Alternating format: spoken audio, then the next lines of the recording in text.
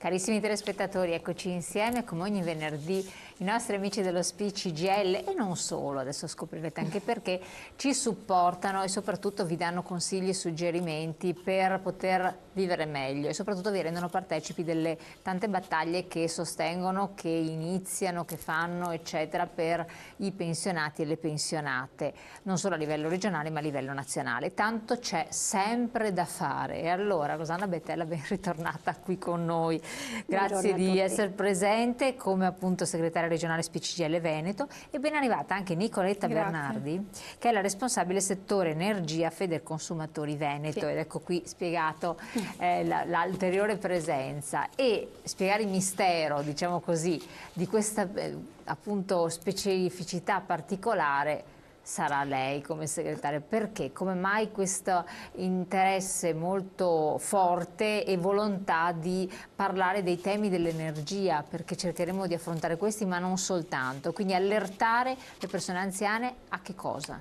Sì, al fatto che c'è un cambio del mercato dell'energia, nel senso per quanto riguarda luce, gas, e quindi dopo Nicoletta ci darà le spiegazioni più dettagliate, più tecniche, più precise. E proprio perché c'è questo cambio, ogni giorno sempre di più dai giornali, soprattutto dalle televisioni, che è il luogo di informazione, il mezzo di informazione preferito dai nostri pensionati, si viene bombardati con notizie che non sempre sono veramente esatte e precise. Quindi siccome noi vogliamo che invece i nostri pensionati siano ben informati per non essere presi per il naso, insomma imbrogliati anche tante volte, abbiamo pensato di organizzare questo incontro affidandoci alla Federconsumatori, che è la nostra associazione dei consumatori e che insomma segue molto attentamente queste materie, quindi è un supporto davvero importante. Di cui chiediamo ai nostri iscritti, ai nostri pensionati di servirsi. Insomma ci sono sportelli in tutte le nostre sedi, dare una consulenza. Con la Federconsumatori, per cui quando ci sono queste specifiche tematiche è bene insomma andare da chi ne sa, no? Perché tante volte la pubblicità è davvero ingannevole. E poi perché insomma il tema è anche importante, quello relativo a come risparmiare, e poi c'è anche tutto il tema dei bonus in cui poi entreremo più dettagliatamente, perché lo vediamo anche dall'ultimo osservatorio dell'INPS, no? Che non è che le pensioni, insomma, i pensionati hanno una pensione, un reddito così alto, quindi bisogna veramente essere oculati e spendere i soldi nel miglior modo possibile. Ecco, proprio per restare su questo tema, i dati dell'INPS ci dicono che praticamente il 62,2% delle pensioni sono sotto i 750 euro. Questo è un quadro mica molto incoraggiante, no? E se poi parliamo di donne, io ho questo, come dire, ho questo debole perché le donne sono comunque una fetta della popolazione ancora parecchio discriminata a tutti i livelli, sia nel mondo del lavoro e anche nelle pensioni. Il 75,5% delle donne è sotto i 750 euro, che poi anche di queste la maggior parte hanno o pensioni di reversibilità o pensioni sociali, perché magari non hanno mai lavorato. Quindi davvero persone che devono stare attento a come spenderle. In più, se hanno per l'età più avanzate, di solito sono donne sole, perché anche qua c'è una maggioranza di donne ultra ottantenni, no? Rispetto ai maschi, e queste vivono veramente con assegni pensionistici bassi. E quindi bisogna trovare tutte le strade perché possano risparmiare, perché possano farsi bastare questo poco reddito. Ecco. Per cui insomma è importante. E anche quel discorso delle bollette, poi parliamo degli oneri di sistema eccetera, sono particolarmente gravosi. Sono persone sì, che sono anche vulnerabili perché magari si fanno convincere o rispondono in modo avventato delle proposte che vengono fatte. Infatti bisogna stare attenti alle telefonate, ai messaggi appunto come dicevo dalla televisione, perché tutti sembrano offrire gratis i loro servizi e invece non è mai così. Ecco, quindi attenzione, quindi. In modo particolare, adesso andiamo un po' nello specifico, lo spiegheremo naturalmente con calma, supportati da slide, per cui cercheremo anche di essere il più chiari possibile, perché giustamente abbiamo affrontato altre volte questi temi, però non sono di semplice comprensione, per cui quando c'è da fare attenzione bisogna essere molto molto cauti. Certo. Che cosa è importante sapere o che gli anziani pensionati sappiano? Allora, diciamo che una notizia che allarma particolarmente in questo periodo è la fine del mercato di maggior tutela. Questo è stato sancito dalla legge della concorrenza che è stata approvata ad agosto, e la fine del mercato tutelato sarà il 30 giugno del 2019, quindi dal 1 luglio 2019. 2019 ribadiamo, sì, quindi non è 2019, non quest'anno, il prossimo. Quindi se la legge quello che stabilisce la legge della concorrenza verrà confermato, dal 1 luglio 2019 non avremo più il mercato di tutela. Allora, non serve fare allarmismi, non c'è obbligo di fare nessun tipo di cambiamento. Il punto focale qual è? La differenza tra il mercato di tutela e il mercato libero, che forse non per tutti è chiaro, è che nel mercato libero il prezzo della materia prima, quindi del kilowatt, del metro cubo, è stabilito dall'azienda e può essere rinnovato, generalmente viene rinnovato dai 12 ai 24 mesi, mentre nel mercato di tutela noi il prezzo della materia prima lo riceviamo direttamente dall'autorità, che lo aggiorna trimestralmente in base al costo del mercato della materia prima, appunto. Le offerte nel mercato libero possono essere anche vantaggiose rispetto al mercato tutelato. Il punto è, come dicevamo prima, che bisogna sapere innanzitutto qual è il consumo di ognuno di noi annuale e poi, in base a quello, analizzare bene quali sono le proposte.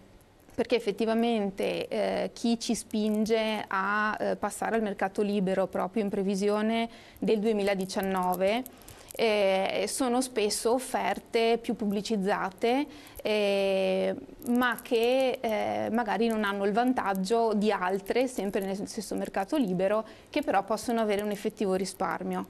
Quindi bisognerebbe farsi tanti preventivi, un po' come quando uno va a comprare qualche cosa, una macchina o qualcosa del genere, avere tanti preventivi, fare tante valutazioni, poi vedere quella più conveniente e che possa essere seria. Diciamo che noi abbiamo un numero spropositato di esercenti, sono più di 400 per l'energia e più di 300 per il gas. E potrebbero anche essere tutti validi, ma poi le offerte è difficile valutarle, perché mentre quando parliamo di telefonia il cambio dell'offerta è più facile, è più chiaro, o quantomeno sembra un po' più chiaro. Per l'energia è proprio più complessa anche la bolletta in sé, quindi sappiamo che oltre al costo della materia prima ci sono un sacco di costi fissi, di tasse, e appunto tra cui proprio gli oneri di sistema di cui parleremo dopo, ai quali non si può prescindere. Ecco. Quindi quello che volevo sottolineare in base su questo punto è proprio il fatto che non si devono fare scelte affrettate, non c'è la necessità o l'urgenza di cambiare venditore, fornitore al momento. La legge della concorrenza stabilisce che se al 1 di luglio 2019 un cittadino consumatore non ha ancora effettuato una scelta, può passare al servizio di salvaguardia. Quindi non rimane comunque, anche ipotizzando che non ci sia una delibera ministeriale da qui al 2019 che dettagli che cosa succederà e che cosa si può fare prima di quella data lì, alla peggio ci sarà questo servizio di salvaguardia, che verrà portato avanti, verrà preso in carico secondo delle aste che farà l'autorità da appunto il venditore, che avrà un prezzo più concorrenziale rispetto agli altri. Perfetto, comunque sempre se una persona ha dei dubbi, delle perplessità, può anche rivolgersi a voi, che potete anche valutare, aiutare, insomma supportare le persone in questo, no? Certo.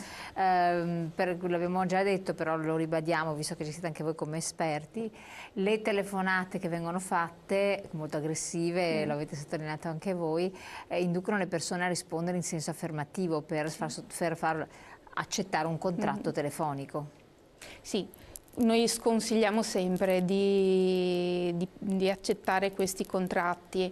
Allora, innanzitutto il rischio della telefonata è che un sì venga preso come conferma contrattuale, anche se magari il consumatore non ha ben chiaro qual è stata la richiesta e non sa che cosa sta facendo. Quindi l'unica salvezza è quella di evitare proprio di portare avanti queste telefonate. Quindi io dico, piuttosto buttiamo giù la cornetta, piuttosto di magari ritrovarci con un contratto che non abbiamo richiesto. Anche se in ogni caso Federconsumatori insomma, aiuta i cittadini anche in questo caso qui. Ci sono delle possibilità di fare reclami per contratti non richiesti, quindi riuscire a ritornare nel fornitore precedente. Quindi questo è molto importante. Qualche suggerimento da aggiungere in questi casi, quei errori che possono essere fatti di frequente, oppure magari per chi anche si trova appunto a non poter affrontare l'onere delle bollette?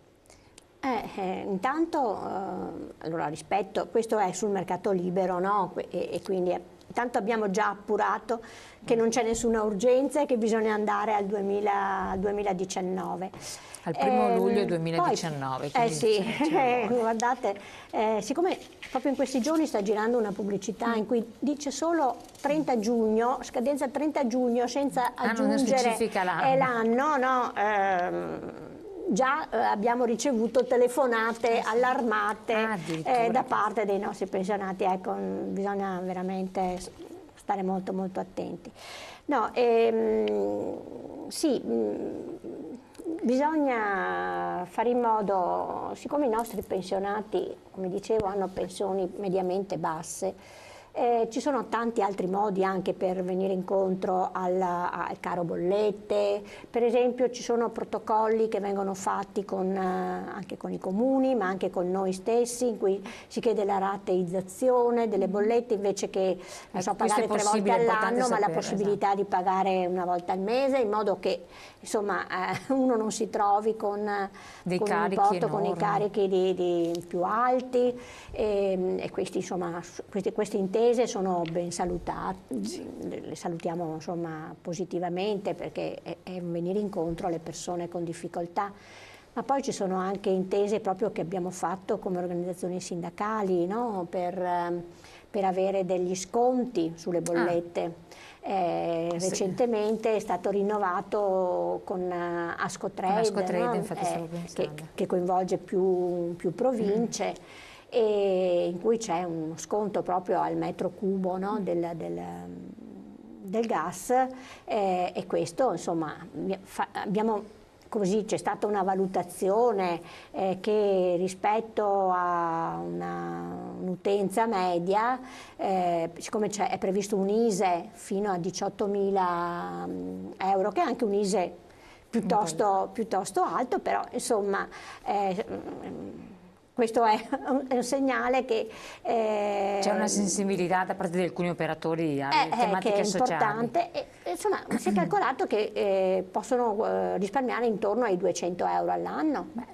Non è poco, no? Con 200 euro si possono comprare delle cose importanti, per cui ecco. Questo è quello che si fa anche noi come organizzazioni sindacali, come organizzazioni dei consumatori, no? Cercare di venire incontro a chi sta peggio, insomma. Assolutamente, dopo torniamo sul tema anche delle bollette, dell'energia, la liberalizzazione, gli oneri di sistema. Colgo l'opportunità perché è bene sempre ribadire il concetto. Voi come SPCGIL comunque vi occupate ancora del discorso delle pensioni, far verificare le pensioni.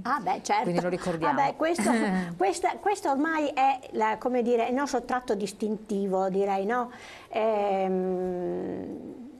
È il nostro lavoro quotidiano ai nostri sportelli, è quello proprio di fare un controllo puntuale delle pensioni, soprattutto di quelle basse, perché guarda caso le persone più in difficoltà, che hanno meno strumenti culturali, che hanno pensioni più basse, sono anche quelle che non sanno quali sono i propri diritti. Assolutamente, infatti volevo leggere questo, il messaggio che è arrivato poco fa in regia, vediamo un attimo se ce lo rimettono in onda cortesemente, che adesso lo leggiamo. Eccolo là. Buongiorno Elena, fatemi capire come mai le donne hanno pensioni più basse degli uomini, ma i soldi che ho versato in 35 anni di lavoro non hanno sesso. Non so se è una donna o se è No, un uomo, questo penso. Vabbè. Perché... Allora, perché hanno versato meno contributi? Sì, allora, perché le donne mediamente lavorano meno anni degli uomini, perché sulle spalle delle donne c'è il lavoro di cura. Quindi donne che stanno a casa per le maternità, a parte i mesi obbligatori, per esempio tutti i congedi parentali, no? Congedi facoltativi, hanno riduzioni di contribuzione, oppure il fatto che una donna al lavoro proprio ha lavoro a casa che l'aspetta, non so, fa meno straordinari, partecipa meno a progetti di produttività, di solito sceglie il part-time rispetto al maschio, no? Sono la maggior parte le donne che fanno il part-time per poter fare l'uno e l'altro lavoro. Poi comunque hanno anche redditi più bassi? Allora, diciamo, dal punto di vista teorico no, perché i contratti non fanno distinzioni, ci mancherebbe, no? Distinzioni fra donne e uomini. È nella realtà, è nel lavoro concreto che poi si attuano le discriminazioni. Perché se appunto io non ho i servizi pubblici dove mandare i miei figli piccoli all'asilo nido, non ho nonni a disposizione, insomma non ho tutta una serie di aiuti, cerco di far conciliare il lavoro con la mia vita familiare e quindi, ripeto, il part-time riduce di fatto drasticamente la pensione che avrà una donna sì, quando ci andrà in pensione. Poi adesso con tutto il tema delle pensioni e dell'allungamento dell'età pensionabile c'è anche quell'aspetto. Ecco. Perfetto, riprendiamo, andiamo in pubblicità veramente rapidamente, poi siamo di nuovo con voi in studio.